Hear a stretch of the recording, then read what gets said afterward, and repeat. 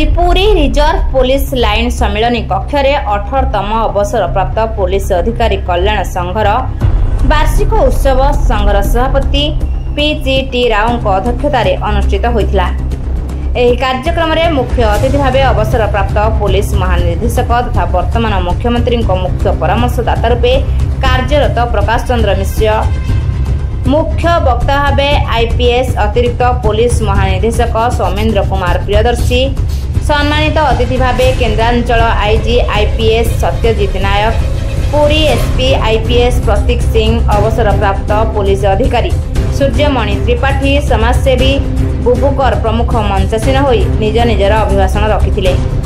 Police मुख्यालय police स्मारकी स्तंभ स्थापन एवं शहीद दिवस दिन यार भूमिपूजन कार्यक्रम संपादन सहित प्रति पुलिस मुख्यालय अवसरप्राप्त पुलिस पदाधिकारी कल्याण समिति पाई गृह आवंटनर दाबी को स्वीकृति प्रदान सहित सेमानक चिकित्सा पाई अर्थ राशि प्रदान पाई स्वीकृति प्रदान करथिले प्रकाश मिश्र।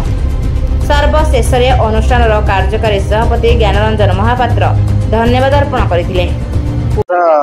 आपण जानते आमर जो माने अवसर प्राप्त ग्रहण करचंती तांकर अनेकटा अभिज्ञता अछि पुलिस विषय एवं मो भावजे तांकर गोटे गुरु दायित्व जे आमर नुआ पीढ़ी नुआ पिला माने जॉइन करचंती फोर्स से माने तांकर जहा शिखिचन तांकर जीवन काल रे ताको केमती से नुआ पीढ़ी को माने ताको ट्रांसफर करि परिबा बा तांको उचित शिक्षा दे परिबे।